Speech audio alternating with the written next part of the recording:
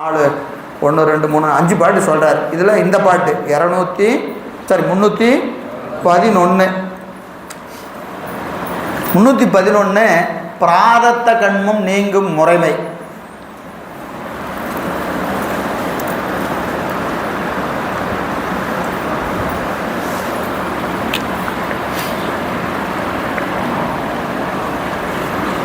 இப்போ கண்மங்கள் என்று சொல்லுகிற போது கண்மம்னா எத்தனை இருக்கு?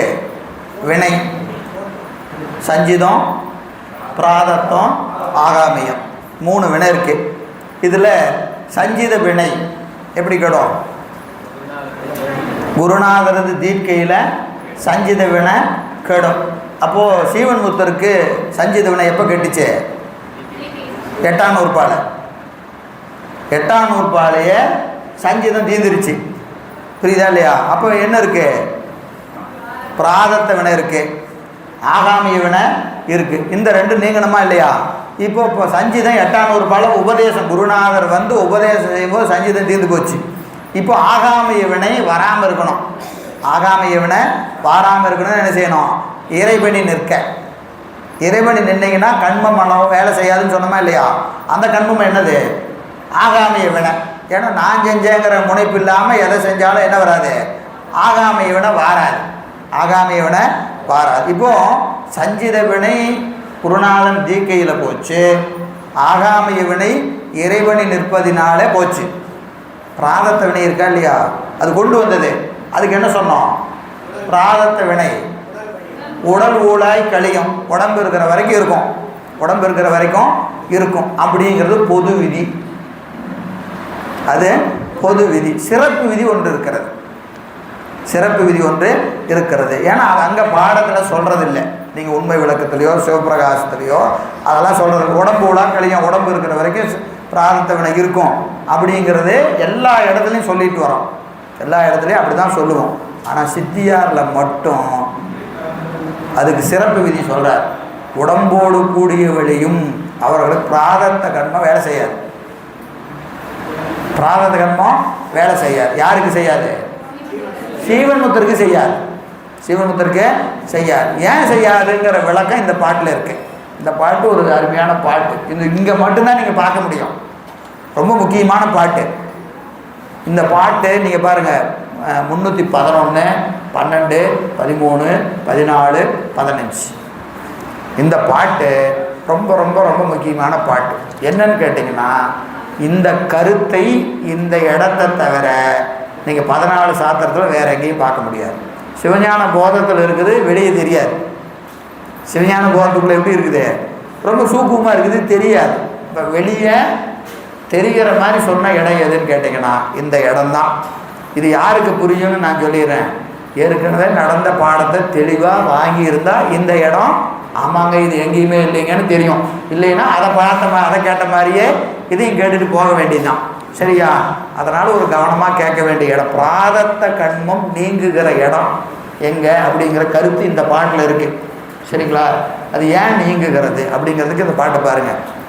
பரஞானத்தால் பரத்தை தரிசித்தோர் பரமே பார்த்திருப்பர் பதார்த்தங்கள் பாரார் பார்க்கவரு ஞானம் பல ஞானம் அஞ்ஞான விகற்பம் வாச்சிய வாசக ஞானம் வைந்தவத்தின் கலக்கந்தரு ஞானம் போகத்தங்கிய போக ஞாதிரு ஞான நேய ஞானம் தங்கிய ஞானம் சங்கற்பனை ஞானம் திருஞானம் இவையெல்லாம் கடந்த சிவஞானம் ஆதலால் சீவன் முத்தர் சிவமே பார்த்திருப்பர். ஞானம் ஞானம் ஞானம் ஞானம்.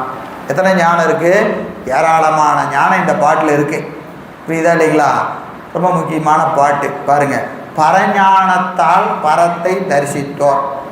பரஞானத்தால் பரத்தை தரிசித்தோர், அதாவது இத்தை ஆயுமறிவு உடையோனாய் அன்பு செய்ய அப்படின்னு போன பாட்டில் இருக்கா இல்லையா? போன பாட்டில் இத்தை ஆயும் அறிவு உடையோனாய் அன்பு செய்ய அப்படின்னு என்னது? எத்தை ஆயும் அறிவு உடையோனாய்? இறைவன் நமக்கு செய்கிற உபகாரத்தை நினைஞ்சு அனுபவமாக பெற்ற நிலையில் பெருமான் அந்த கருணையை நினைந்து அந்த பெருமானையே பார்த்து கொண்டிருக்கிற சீவன் முத்தர்கள் அவங்க அதை எதை பார்ப்பாங்க?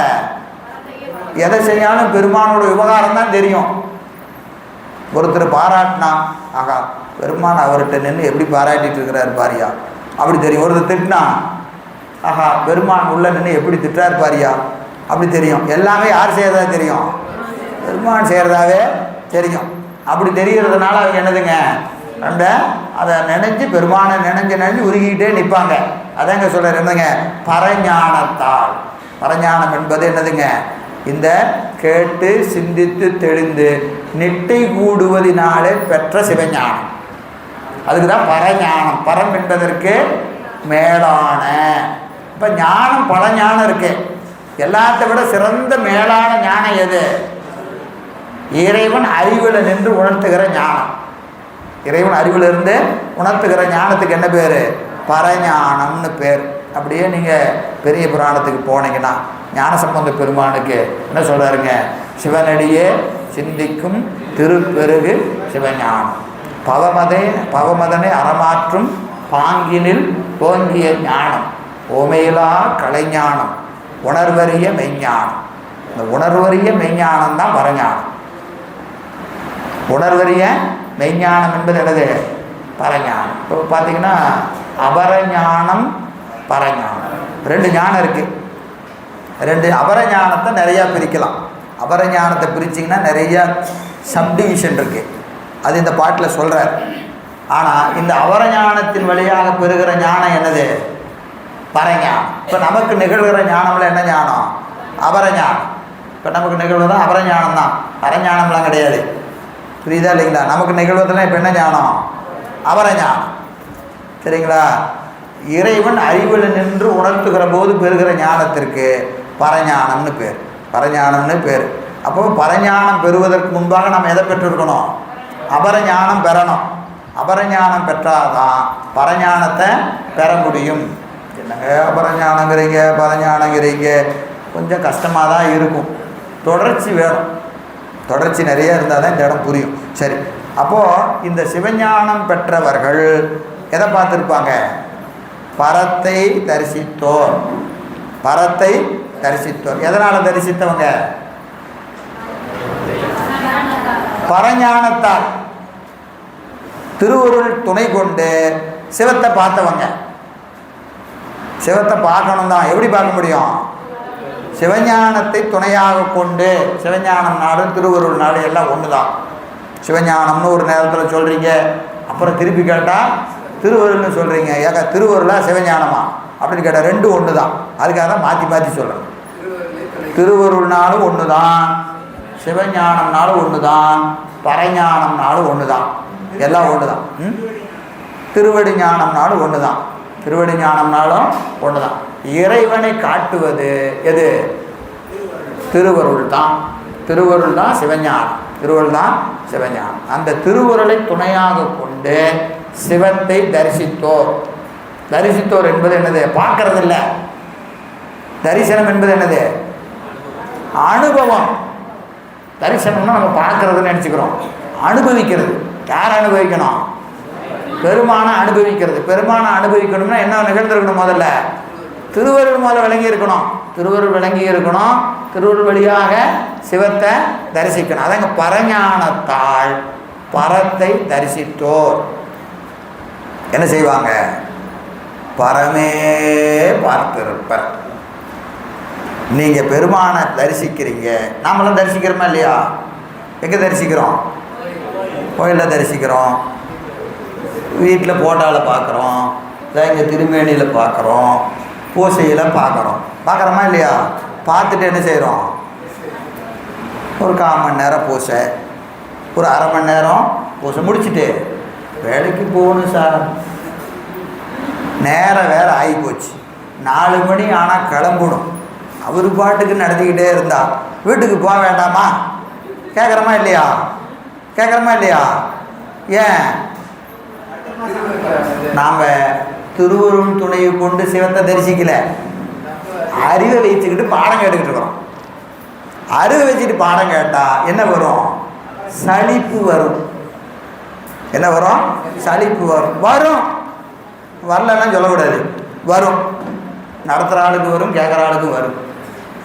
புரியுதா? இங்கே என்ன வேலை செஞ்சுட்டு இருக்குது? அறிவு வேலை செஞ்சுக்கிட்டு இருக்குது. ஆனால் திருவருள் துணை கொண்டு சிவத்தை தரிசித்தவங்க ஒருபோதும் உலகத்தை திரும்பி பார்க்க மாட்டாங்க. உலகத்தை திரும்பி பார்க்க மாட்டாங்க. பெருமானையே பார்த்துக்கிட்டு இருப்பாங்க. அப்படியே போனேன்னா கண்ணப்ப நாயனார் தான். கண்ணப்ப நாயனார் புராணம் தான் இந்த இடம். நான் திருப்பி அந்த புராணம் பூரா சொல்லணும். புராணம் பூரா சொன்னாதான் இந்த இடம் விளங்கும். புரியுதா இல்லைங்களா? அப்போ பெருமானை பார்க்க போகிறாரு. குடுமி தேவரை பார்க்குறதுக்கு மலை மேலே போகிறாரு. படிப்படியாக 7 தத்துவங்கள் என்னும் பெருகு சோபானம் ஏறி ஆணையாம் சிவத்தை சார அணைபவர் போல ஐயர் நீர்நிலை மலையின் மீது நேர்பட செல்லும் போது மலை மேலே ஏறி போனார். திங்கள் சேர் சடையார் தம்மை சென்றவர் காணா முன்னே. மலை மேலே இவர் ஏறிட்டு இருக்கிறார். இவர் போய் இன்னும் யாரை பார்க்கல? குடுமி தேவரை பார்க்கல. திங்கள் சேர் சடையார் தம்மை சென்று அவர் காணா முன்னே அங்கனர் கருணை கூர்ந்த அருத்திரு நோக்கம் எய்தி. பெருமானது திருவருள் கருணை யார் மேலே பட்டது? திண்ணனார் மேலே பட்டது. இவர் இன்னும் அவரை பார்க்கல. இவர் படி ஏறிட்டு இருக்கிறாரு. அவர் மேலேருந்து இவரை பார்க்குறார். திங்கள் சேர் சடையார் தன்மை சென்றவர் காணா முன்னே அங்கனர் கருணை கூர்ந்த அருட்திரு நோக்கம் எய்தி தங்கிய பவத்தின் முன்னை சார்பு விட்டு அகல நீங்கி. முன்னை சார்பு வந்ததுனால பவம் விட்டு நீங்கியது. உலக சார்பை விட்டார் நீங்கினார்னர். உலக சார்பை விட்டார் நீங்கினார். அதுக்கு 2 இடம் அருமையாக நீங்கள் போனீங்கன்னா நம்முடைய திருநீலகண்ட நாயனார் புராணத்தில் இருக்குது. இது நீங்கி அகல. அறிவாலையும் நீங்கினார், உடம்பாலையும் நீங்கினார். அதான் இங்கே அகல நீங்கி பொங்கிய திருவின் நிழல் பொருவில் அன்புருவம் ஆனார். என்ன ஆயிடுச்சுங்க? இந்த யாக்கை சிவமயமானது, அன்புமயமானது. யாருக்கு? திண்ணனாருக்கு. அப்படியே அடுத்த பாட்டு போனார். மேலே போனார். மாகமா திருக்காலத்தி மலையொழு கொழுந்தாய் உள்ள ஏக நாயகரை கண்டார், தரிசித்தார். சொல்கிறோமா இல்லைங்களா? பரஞானத்தால் பரத்தை தரிசித்தார், பரமே பார்த்திருப்பார்.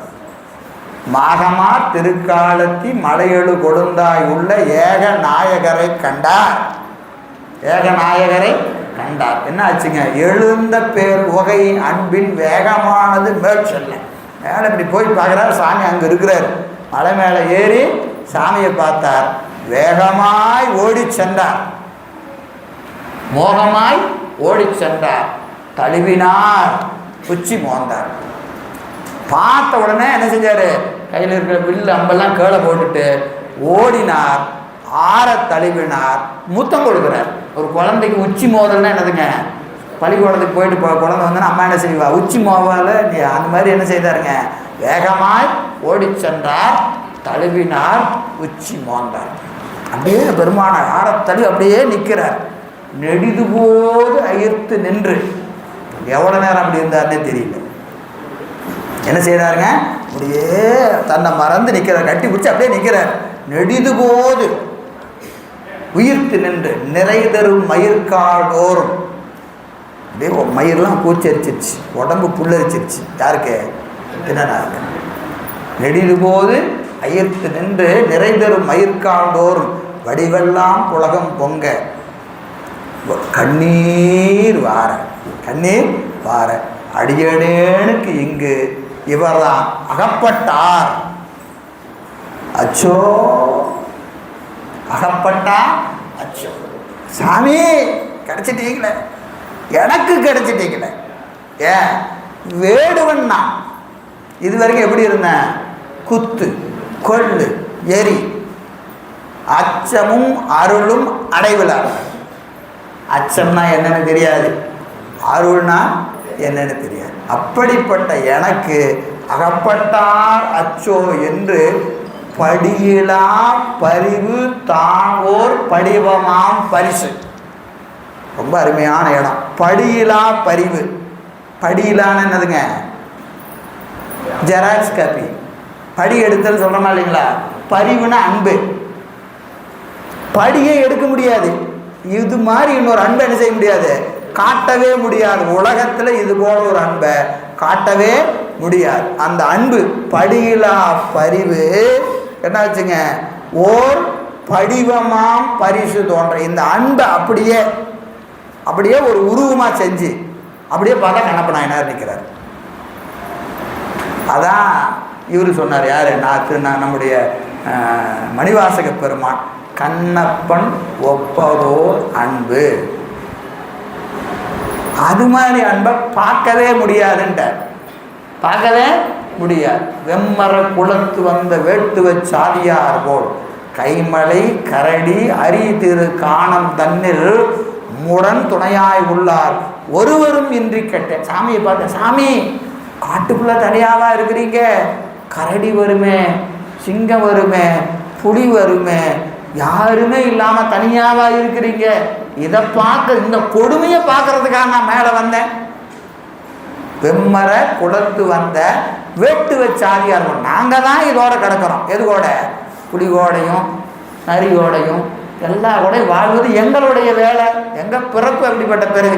நீங்க ஏன் சாமி இங்க மலை மேல வந்து தனியா இருக்கிறீங்க? நினைச்சு பாருங்க, எல்லா உலகத்தையும் ஆள்ற பெருமான் அங்கே இருக்க மாட்டாரா? அதெல்லாம் தெரியல. அன்பு நிலை. வேட்டு வச்ச ஆலியார் போல் கைமலை கரடி அரி திரி காணம் தன்னில் உம்முடன் துணையாயுள்ளார் ஒருவரும் இன்றி கெட்டேன் இம்மலை தனியே நீர் இங்கு இருப்பதே என்று நைந்தார். அப்படின்னு நஞ்சு போய் நிற்கிறார். ஐயோ, இதை பார்க்கறதுக்காக நான் மேலே வந்தேன் அப்படின்னு நிற்கிறார். இதுதாங்க. அதிலிருந்து 6 நாள் ஒன்றுமே தெரியல. யார் வந்தாங்க தெரியாது, யார் போனாங்க தெரியாது, வந்ததும் தெரியாது, போனதும் தெரியாது, ஒன்றும் தெரியாது. 6 நாட்கள் பெருமான கண்ட பிறகு 6 நாட்கள் பதார்த்தங்கள் பாரார், பரமே பார்த்திருப்பார்.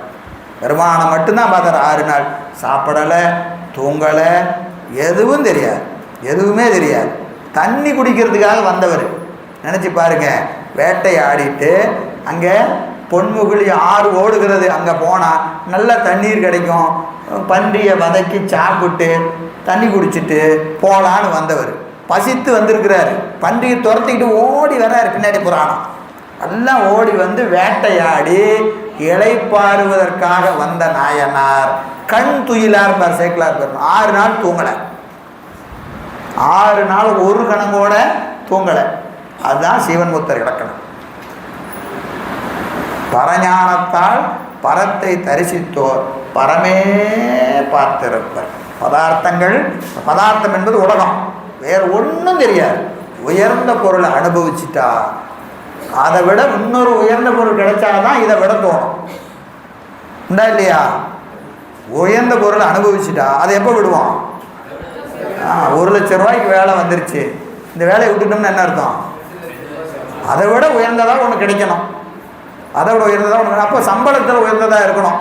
இல்லைன்னா எனக்கு ஒன்றுமே வேண்டாம், இதெல்லாம் ஒன்றும் வராதுங்க, எனக்கு 1 லட்சம் வேலை ஒன்றும் வேண்டாம் அப்படின்னு விட்டுட்டு நான் வேறு எதுக்காக போகிறேன்னு என்ன அர்த்தம்? இதை விட உனக்கு உயர்ந்ததாக தெரியணும். சம்பளத்தில் இல்லைனாலும் எனக்கு நிம்மதியே இல்லைங்க இந்த வேலையில். அப்போ எனக்கு நிம்மதி அங்கே கிடைக்குது அப்படின்னு என்ன செய்வான்? இப்போ இதை விட உயர்ந்தது கிடைச்சாதான் அதை விட்டுட்டு போவான். பெருமான தரிசித்து இன்பத்தை நுகர்ந்துட்டா அதை விடணும்னா என்ன கிடைக்கணும்? இதை விட உயர்ந்தது ஒன்று கிடைக்கணுமா இல்லையா? அப்படி ஒரு பொருள் இல்லை, அதனால் அதை விட மாட்டோம். விட்டுட்டா லாஸ். புரியுதா இல்லைங்களா? விட்டுட்டா அவங்களுக்கு என்ன ஆயிரும்? இழப்பு. அதனால் இதை அனுபவித்து கீழே வரும்போது கதறாங்க. நாலூர் பெருமக்களும் என்ன செய்கிறாங்க, சில நேரங்களில் கதறது எதுக்கு? அதை விட்டுட்டு கீழே வந்துட்டேனே சாமி, கீழே நான் இறங்கிட்டேனே அப்படின்னா என்ன செய்வாங்க? திருப்பியும் எப்படி மேலே ஏறுறதுன்னு தான் பார்ப்பாங்க. புரியுதா இல்லைங்களா? அதுதான் அவர்களுடைய நிலை. பெருமானை நினச்சி கதறதுக்கு காரணம் அதுதான். நமக்கெல்லாம் போகலாங்க, என்ன அவசரம், என்ன நீங்க போகலாம், என்ன ஆச்சு, 40 தானே ஆச்சு, 50 தானே ஆச்சு, 70 தானே ஆச்சு, பார்த்துக்கலாம். ஏன்னா நமக்கு இன்னும் அது தெரியாது இல்லை, நம்ம இன்னும் அதை அனுபவிக்கவே இல்லை, அதனால் நமக்கு தெரியாது. சரி, தேநீர் சாப்பிடுங்க. பரத்தை தரிசித்தோர் பரமே பார்த்திருப்பர், பதார்த்தங்கள் பாரார். பார்க்கவரு ஞானம் பழஞானம் அஞ்ஞான விகற்பம். பார்க்கவரு ஞானம் பழஞானம் அஞ்ஞான விகற்பம். இந்த ஞானம் என்று சொல்லுகிற போது நீங்கள் வரிசையாக இந்த ஞானத்தை பார்க்கணும். முதல்ல காட்சி முதலாகிய அளவைகளினாலே அறியப்படுகிற ஞானம் சுட்டுணர்வு ஞானம். இப்போ நாமெல்லாம் அறிகிற ஞானம் என்னது? சுட்டுணர்வு ஞானம். சுட்டுணர்வு ஞானம் என்னதுங்க? காட்சி காண்டல் அளவை, கருதல் அளவை, உரை அளவை, இப்படி அளவைகளின் வாயிலாக தானே காண்கிறோம். ஒரு பொருளை எப்படி அறிகிறோம்? பார்த்தறிகிறோம், கேட்டறிகிறோம், தொட்டறிகிறோம். இதெல்லாம் காட்சி அளவைன்னு பேர். அப்புறம் இந்த நூல்கள் வழியாக கேட்கறதெல்லாம் என்னது? உரை அளவை. இப்போ நாம் பார்க்குறதெல்லாம் உரை அளவை. எனவே இப்படி அளவைகளினாலே அறிகிற ஞானம், அளவைகளினாலே அறிகிற ஞானம் அது என்னதுங்க? பார்க்க வரு ஞானம். பார்க்க என்பது கருவிகள் வாயிலாக பார்க்க வருகிற ஞானம். பல ஞானம். அளவைன்னு சொன்னாவே 10 அளவை இருக்கிறது, அதற்கு மேலும் இருக்கிறதுன்னு சித்தியாரில் முதல்ல படித்தோம், ஞாபகம் இருக்கும். காண்டல் அளவை, கருதல் அளவை, உறவளை அளவை என்று பல அளவைகள் இருக்கிறது. அதன் வழியாக அறிகிற ஞானம். எனவே அது என்னதுங்க? விகற்ப ஞானம். விகற்பம் என்பது என்னங்க? வேறுபாடோடு கூடிய ஞானம். வேறுபாடோடு கூடிய ஞானம். எனவே ஒரே மாதிரி தெரியாது. ஒரே மாதிரி தெரியுமா? இப்போ கண்ணால் பார்க்குறோம், இது ஒரு மாதிரி தெரியுது, அது ஒரு மாதிரி தெரியுது. விகற்பமுடையதான பொருள்கள் வேறுபட்டு தெரிகிறதா இல்லையா? அதற்கு விகற்பம்னு பேர். எனவே விகற்ப ஞானம் அது என்னங்க? அஞ்ஞானம்.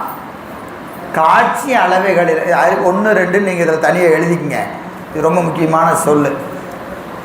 அளவைகளினாலே அறிகிற ஞானம் விகற்ப ஞானம். இது ஒரு ஞானம். இப்போ ஆரம்ப நிலையில் நமக்கு இருக்கிற ஞானம் எது? அளவைகள் வாயிலாக அறிகிற ஞானம்.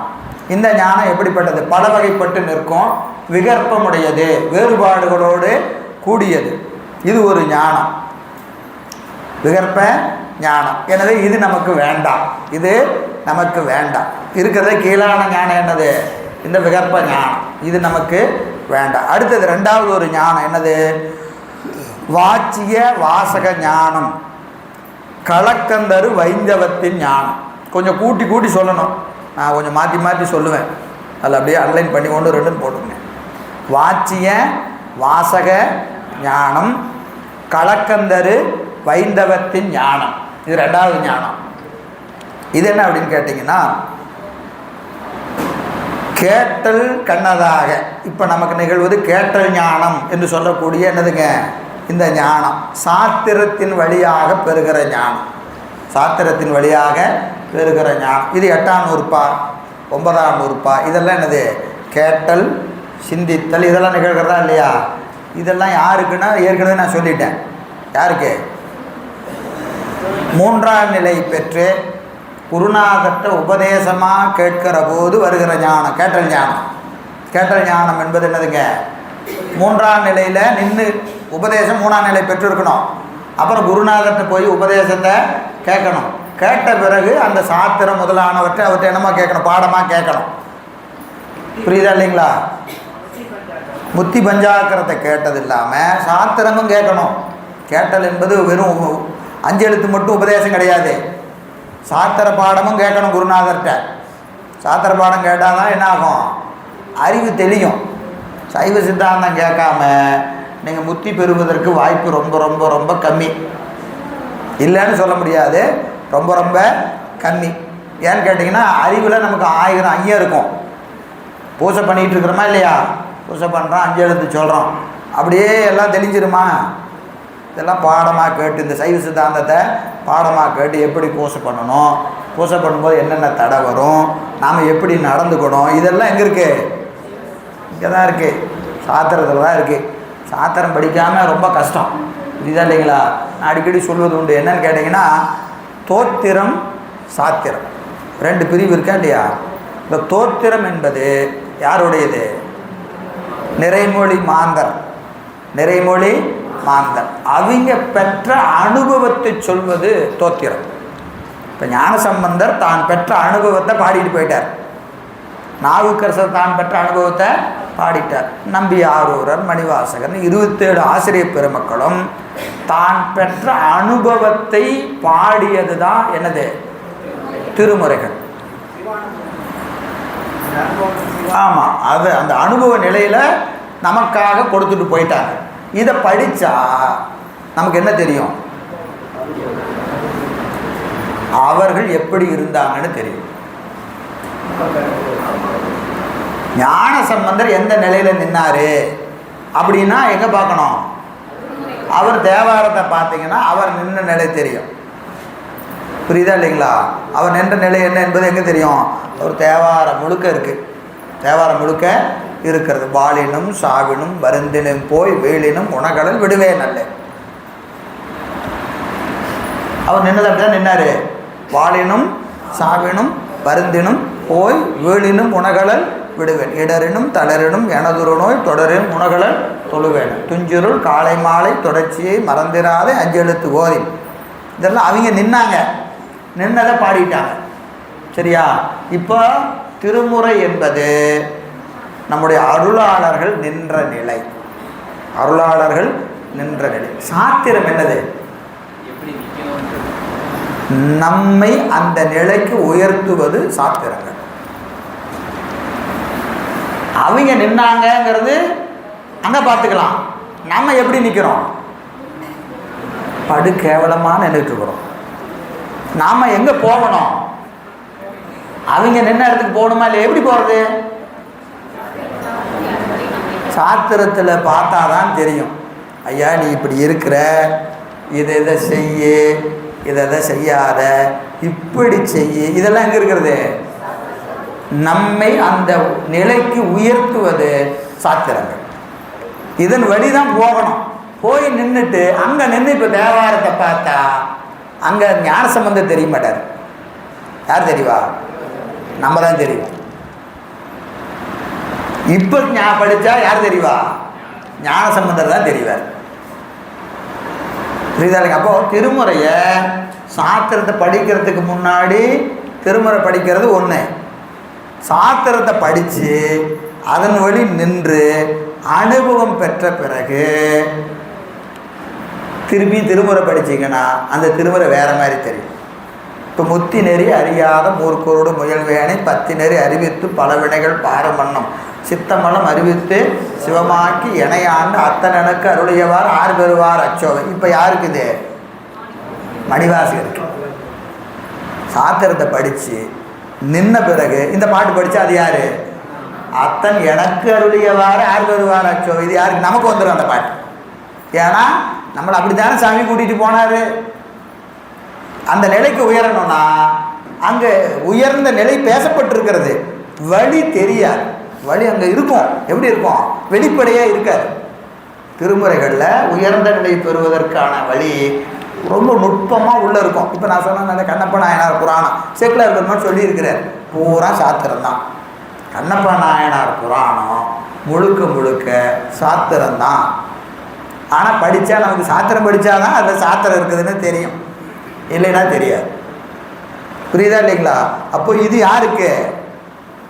நம்ம இங்கேருந்து ஒவ்வொரு படியாக ஏறணும். அந்த ஒவ்வொரு படியும் சொல்லியிருக்கு சாத்திரத்தில். ஒவ்வொரு படியும் சொல்லி இருக்கிறது. இதன் வழி ஒழுக வேண்டும். கூடவே அதை பிடிச்சிக்கணும். எதை பிடிச்சிக்கணும்? திருமுறையை பிடிச்சிக்கணும். திரும்பி விட்டுறக்கூடாது. ஏன்னா அதுதான் நமக்கு அனுபவம். அது அனுபவம். இது இலக்கணம். இலக்கணத்தின் வழி நின்று இலக்கியமாக வாழணும். புரியுதா இல்லைங்களா? அப்போ ரெண்டையும் பிடிச்சிக்கணும். ஆனால் இது அதன் பரிணாமம் இங்கே நீங்கள் படி ஏற ஏற அது வேறு மாதிரி தெரிஞ்சுக்கிட்டே இருக்கும். இதில் ஒரு படி ஏறினீங்கன்னா இந்த பாட்டு வேறு மாதிரி தெரியும். இன்னொரு படி ஏறினீங்கன்னா வேறு மாதிரி தெரியும். ஒவ்வொரு படியிலையும் அந்த பாட்டு உங்களுக்கு அந்த பரிணாமம் மாறிக்கொண்டே வரும். அதுதான் நமக்கு திருமுறைக்குள்ள சிறப்பு. அப்போது திருமுறைகளை கட்டாயம் படிக்கணும், மனமொன்றி படிக்கணும். கூடவே சாத்திரத்தின் வழி நிற்கணும். சாத்திரத்தின் வழி நின்று தோத்திரத்தை நாம் அனுபவிக்க பழக வேண்டும். ரொம்ப முக்கியம். அதனால தான் ரெண்டு கண்ணுன்னு சொல்கிறாங்க. புரியுதா இல்லைங்களா? ரெண்டையும் தனித்தனியாக பார்க்கக்கூடாது. ரெண்டும் ஒன்று தான். ரெண்டும் ஒன்று தான். அது ஞானிகளினுடைய நிலை. இது நம்மை ஞானி ஆக்குவது.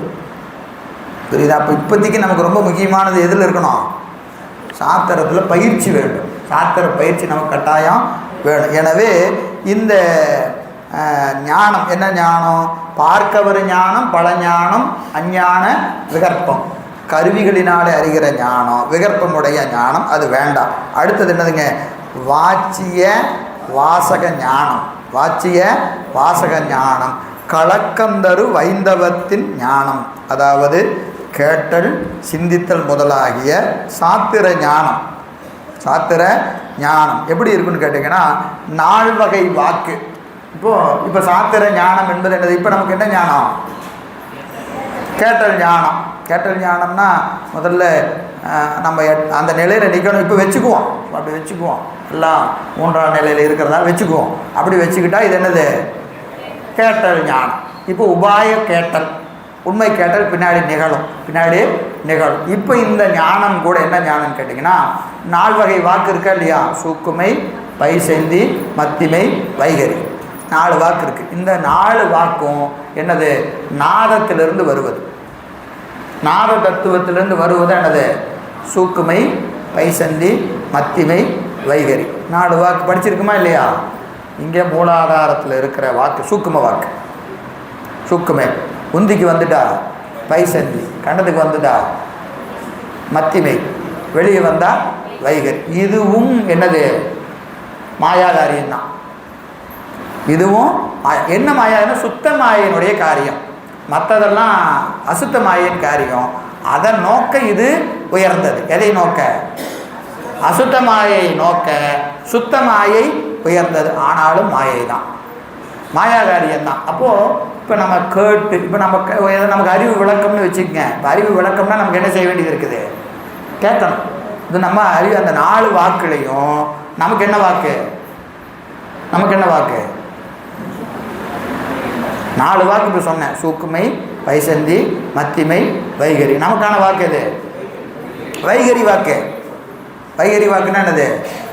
வாயை திறந்து பேசணும். வாயை திறந்து பேசினா தான் விளங்கும்.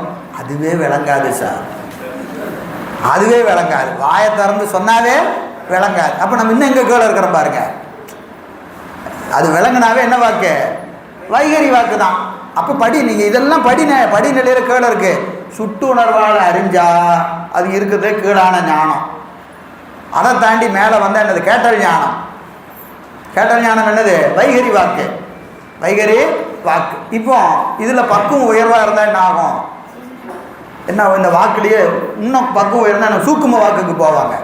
அறிவு நுட்பமாக என்ன ஆகும்? சூக்குமையிலிருந்து மத்திமைக்கு வருவாங்க, பைசந்திக்கு வருவாங்க. சரி, வைகரியிலேருந்து மத்திமை, அப்புறம் நடுவில் உந்தித்தானத்துக்கு, அப்புறம் சூக்கும வாக்கு. சூக்கும வாக்குக்கு ஒருத்தர் இருக்கிறாருன்னு வச்சுக்கங்க, அவர் அறிவில் உயர்ந்தவர்னு அர்த்தம்.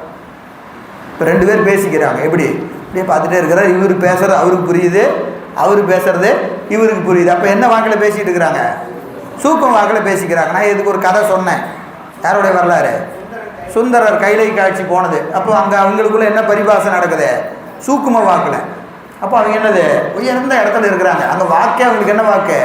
சூக்கும வாக்கு. நமக்கெல்லாம் வைகரி வாக்கில் தான் அறிவு விளங்குது. புரியுதா இல்லைங்களா? அப்போது வைகரி வாக்கில் விளங்குனா கருவி ஞானத்தை விட கொஞ்சம் மேலே, ஆனால் அதுக்கு மேலே நிறைய ஞானம் இருக்குது. இப்போ 1வது பாஸ் பண்ணி 2வது வந்தாச்சுன்னு அர்த்தம். புரியுதா இல்லைங்களா? அதிலிருந்து மத்திம வாக்கு விளங்குற அளவு வந்துட்டான். மத்திம வாக்கு விளங்குனா என்னது? இன்னும் கொஞ்சம் மேலே, அப்புறம் இன்னும் கொஞ்சம் மேலே சூக்கும வாக்கு விளங்குனா அது என்னது? உயர்ந்த நிலை. இதெல்லாம் நீங்கள் அகப்பூசியில் இருக்குது. எங்கெங்க இருக்குது? அகப்பூசியில் எங்கே இருக்குது?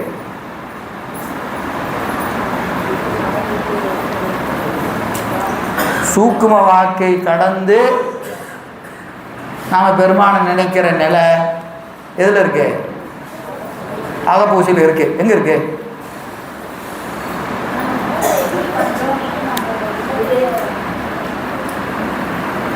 அதாவது 5 எழுத்து சொல்கிறோமா இல்லையா? 5 எழுத்து சொல்கிறோமா இல்லையா? அதில் நீங்கள் வெளியே சொல்வது தூளம்னு பேர்.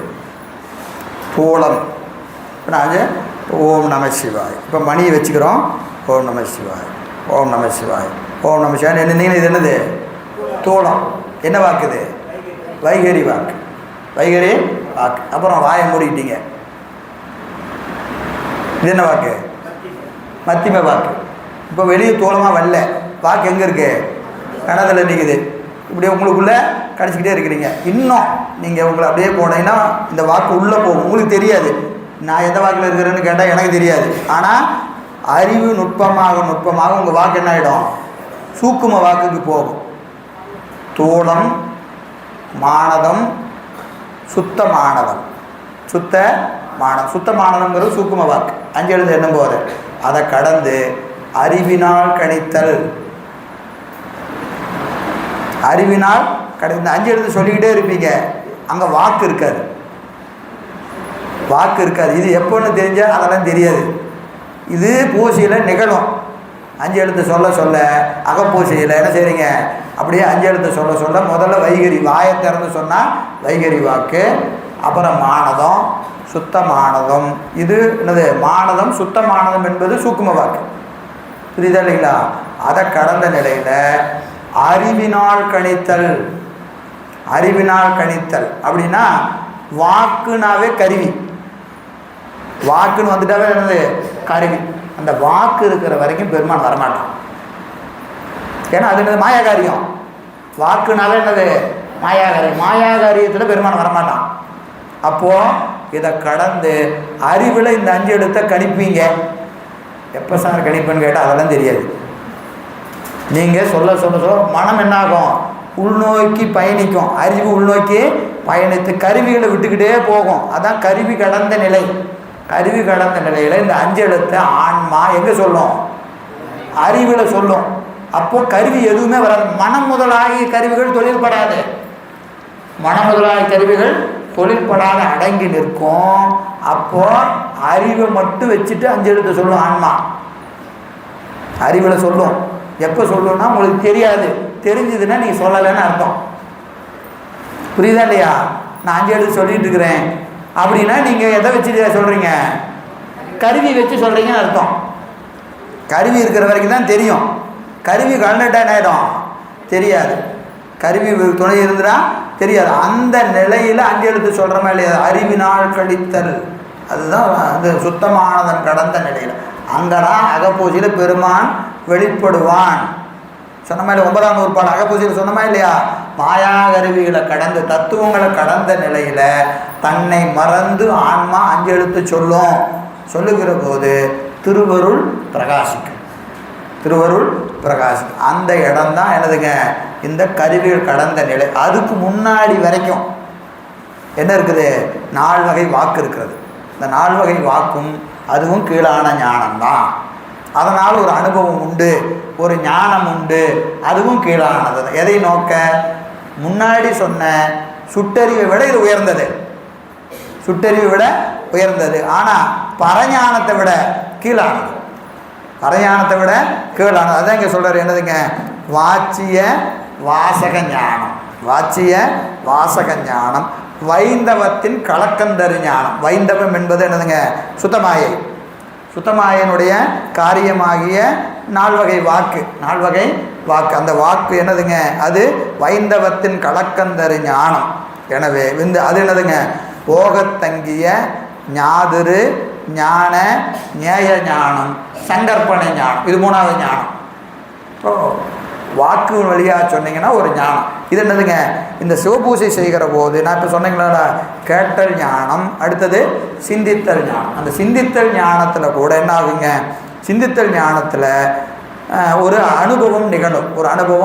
பூசையின் பயனாய் ஒரு அனுபவம் நிகழும். அதான் இங்கே சொல்கிறது ஞாதிரு ஞான நேய ஞானம். என்ன தெரியுது, காண்பான், காணப்படும் பொருள், காட்சி. பூசையில் 3 தெரியுதா இல்லையா? இந்த 3 தெரிஞ்சால் யார் காண்பான், யார் ஆன்மா. காணப்படும் பொருள் சிவம், காட்சி திருவருள். அப்போ ஆன்மாவாகிய நாம் திருவருளை துணை கொண்டு எதை பார்த்துட்டு இருக்கிறோம், சிவத்தை பார்க்குறோம். இப்போ எத்தனை பொருள் தெரியுது, 3 பொருள் தெரியுதா இல்லையா? இதுக்கு என்ன பேர், திரிபுடி ஞானம்னு பேர். திரிபுடி ஞானம். இதுவும் கீழானது. ஏன்னா என்ன தெரியணும், சிவம் மட்டும்தான் தெரியணும். திருவருள் தெரியக்கூடாது, ஆன்மா தெரியக்கூடாது, சிவம் மட்டும்தான் தெரியணும். இது கேட்ட பிறகு சிந்திக்கிற போது நிகழ்கிற இடம். அந்த சிவபூசையில் முதல்ல கேட்டல், அப்புறம் என்னது சிந்திக்கிற போது இந்த என்ன தெரியும், ஞாதிரு ஞான ஞேயம், காண்பான் காணப்படும் பொருள் காட்சி, இந்த மூணு தெரிஞ்சதுன்னா இது அதை நோக்க உயர்ந்தது தான். எதை நோக்க? கேட்டதை விட உயர்ந்தது. பாசம் என்னது, முதல்ல சொன்ன கருவி ஞானத்தை விட உயர்ந்தது, கேட்டல் ஞானத்தை விட உயர்ந்தது. இதுக்கு திரிபுடி ஞானம்னு பேர். இந்த ஞானமும் கீழானது, இந்த ஞானமும் கீழானது. எனவே அது என்னதுங்க, அது ஞாதிரு ஞான ஞான ஞேய ஞானம், சங்கற்பனை ஞானம். இதுவும் பாவக ஞானம்னு பேர். ஏன்னா நம்ம பெருமானை பாவிக்கிறோமா இல்லையா? பெருமானை நான் சிவமாகிறேன், நான் சிவமாகிறேன், நான் சிவமாகிறேன் பாவிக்கிற பாவனை தானே சிவோகம் பாவனை. 9ஆம் நூற்றாண்டு சிவோகம் பாவனை. அந்த பாவனையினால் விளைகிற ஞானம், அதனால் அதுவும் கீழானது, அதுவும் கீழானது. எனவே அடுத்தது என்னதுங்க, இவையெல்லாம் கடந்த சிவஞானம், இவையெல்லாம் கடந்த சிவஞானம். அது 11ஆம் நூற்பான்.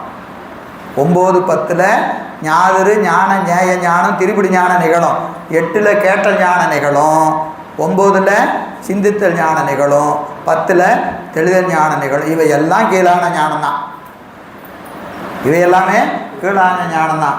8க்கே வெளியே காணும். அப்போ என்னது, அது இதெல்லாம் போதுன்னு சொல்கிறவங்க இருக்கிறாங்க, புரியுதா இல்லையா? மற்ற சமயங்கள்லாம் 8 போதும், 9 போதும், 10 போதும்னு சொல்கிற சமய பட்டியல் பெருசாக இருக்குது. அதெல்லாம் போதாதியா, அதுக்கு மேலேயும் வேணும். இதையெல்லாம் கடந்த ஒரு ஞானம், இவையெல்லாம் கடந்த ஒரு ஞானம், அது என்னதுங்க, சிவஞானம். அதுக்கு என்ன பேர், சிவஞானம். சிவஞானம் என்பது பரஞானம். இப்போ இறைவன் இதை கடந்த ஆன்மாவுக்கு பெருமான் எங்கே வருவான், அறிவுக்கு அறிவான் என்று உணர்த்துவான். இதெல்லாம் நாமெல்லாம் எப்படி உணர்ந்து கொண்டு இருக்கிறோம், சொற்களினாலே கருவிகள் வாயிலாக உபதேசமாக இப்படிலாம் கேட்டுக்கிட்டு இருக்கிறோம். இதெல்லாம் அபரஞானம். இதுக்கெல்லாம் என்ன பேர், அபரஞானம். இதன் வழி நின்று நின்று நின்று நின்று அனுபவம் முதிர முதிர முதிர பெருமான் எங்கே வந்து நின்றுவான், அறிவில் நின்று அவனே நேரடியாக அங்கே நடக்கும் பாடம். அறிவு விளக்கம் என்ன ஆகிடும், தானாக நடக்கும், தானாக நடக்கும். அதுக்கு தான் என்ன ஞானம்னு பேர், பரஞானம். கேட்கறதுக்கு அருமையாக இருக்கு, கேட்கறதுக்கு இன்று வருமோ நாளைக்கே வருமோ அல்லது என்று வருமோ அறியேன், துன்று விழும் வெம்மாயே அற்று வெளிக்குள் வெளிகடந்து சும்மா இருக்கும் சுகம் என்று வருமோ. யாருக்கு தெரியும், பெருமாளுக்கு தான் தெரியும். கேட்கவாவது வச்சிருக்கானே சாமி இல்லையா, இல்லைங்களா? அதுவே ஒரு பெரிய ஆனந்தம் தான். இதையும் கேட்காம எத்தனையோ பேர் கிடக்கிறாங்க. நம்மையும் கொண்டு வந்து இதெல்லாம் இருக்கியா கேளுனாவது பெருமான் வச்சிருக்கிறானா இல்லையா, அதுக்கே திருவடி உழுந்து உழுந்து வணங்க வேண்டியது தான். அதுக்கே நம்ம எத்தனை பிறவியில் செஞ்ச புண்ணியமோ தெரியல. அதனால் சீவன் முத்தர், ஆதலால் சீவன் முத்தர் சிவமே பார்த்திருப்பார். வேற ஒன்றையும் பார்க்க மாட்டாங்க, எதையும் பார்க்க மாட்டாங்க. எதை பார்த்துட்டு இருப்பாங்க, சிவன் முத்தர் சிவமே பார்த்திருப்பார். இப்போ இதில் முதல்ல இந்த பாட்டு எதுக்குன்னு சொன்னேன், பாட்டு எதுக்கு சொன்னேன், பிராரத்த கண்மம் நீங்கும் முறைமை. இதெல்லாம் தலைப்பு எழுதிங்க, புத்தகத்தில் இருக்கா, இல்லை எழுதிங்க. இதெல்லாம் முக்கியமான குறிப்பு. பிராரத்த கண்மம் நீங்கும் முறைமை இந்த பாட்டு. இப்போ இந்த பாட்டில் பிராரத்த கண்மத்தை பற்றி ஏதாவது பேச்சிருக்கா? இப்போ நான் சொன்னேன், இவ்வளோ விளக்கம் சொன்னா இல்லையா, சொன்னா இல்லையா? பிராரத்த கண்மத்தை பற்றி ஏதாவது இருக்கா? இல்லை.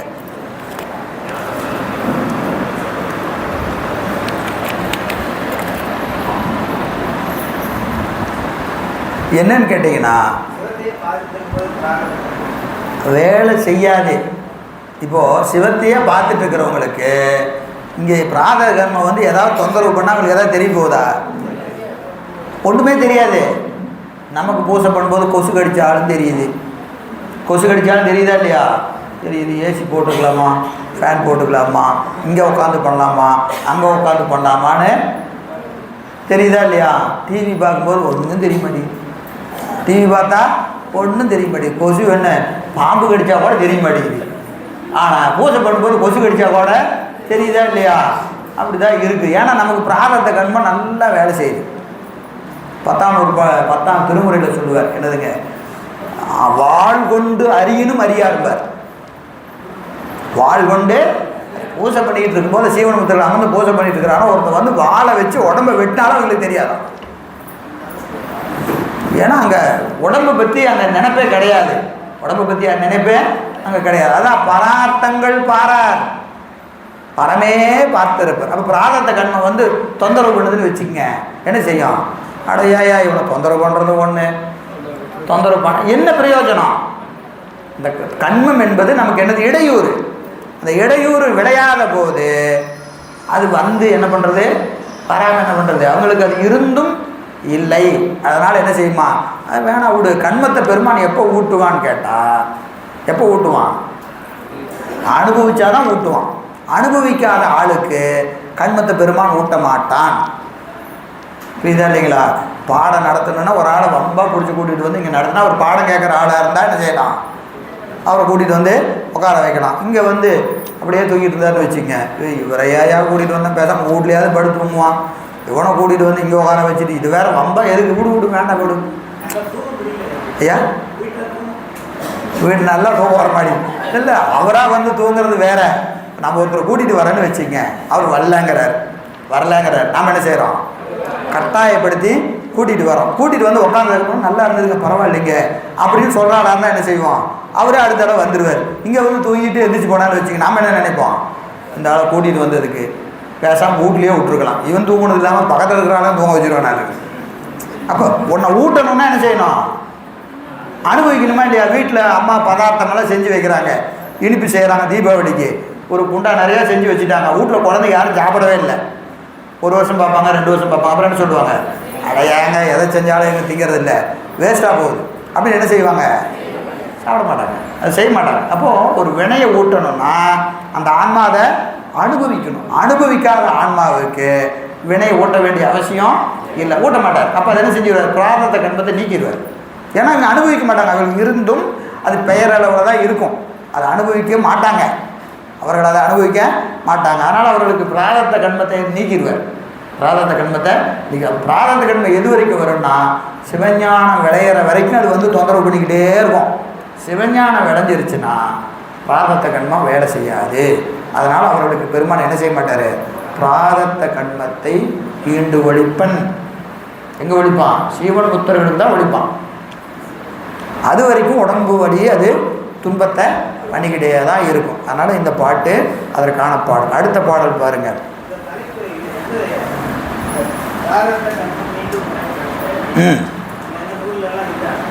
சிவஞான முனிவர் சொல்கிறாருங்கய்யா, சித்தியார் உரைக்கு சிவஞான முனிவர் சொல்கிறார். பார்த்துங்க, இதுதான் நூல், இருவர் உரை இதில் இருக்குது. நூல் கொஞ்சம் படிக்கிறதுக்கு கொஞ்சம் நடை கொஞ்சம் சிரமமாக இருக்கும். சிவஞான முனிவர் உரையை வச்சு நம்ம பாடம் நடத்தணும்னா 4 வருஷம் ஆனாலும் இந்த சித்தியார் பாட்டு முடியாது. ரொம்ப நுட்பம். இப்போ உங்களுக்கு இருக்கிற உரை மாதிரியே 2 பக்கம் ஒரு பத்தி 2 பத்தி தான் இருக்கும். ஆனால் ரொம்ப நுட்பமானது. அதை விளக்கி சொன்னால் தான் புரியும். புரியுதுங்களா? சிவஞான சித்தியார் படிக்கணும்னா சிவஞான முனிவர் உரை தான் படிக்கணும். சிவஞான முனிவர் உரை பாடம் கேட்குற அளவுக்கு நம்ம தயாராகிட்டோம்னா நமக்கு சித்தாந்தத்தில் தெரிஞ்சிட்டோன்னு அர்த்தம். புரியுதா இல்லைங்களா? சித்தாந்தத்தில் பரவாயில்லைங்க, பாஸ் மார்க்கு தைரியமாக போடலாம். எப்போ? சிவஞான முனிவருடைய சிவஞான சித்தியார் உரையை பாடம் முழுசாக கேட்டாவே போதும். புரியல வேலை கேட்டாவே போதும். ஏன்னு கேட்டிங்கன்னா அது வரைக்கும் ஒரு ஆள் பொறுமையாக உட்காந்து பாடம் கேட்குறாரா இல்லையா, அதுக்கே அவருக்கு என்ன செய்யலாம்? பாஸ் மார்க் போட்டுடலாம். பாஸ் மார்க்கே போட்டுடலாம். இந்த உரையில் தான் அது இருக்குது. வாங்கிக்கலாம், ஆர்டர் போட்டு வாங்கிக்கலாம், கிடைக்கிது புத்தகம்.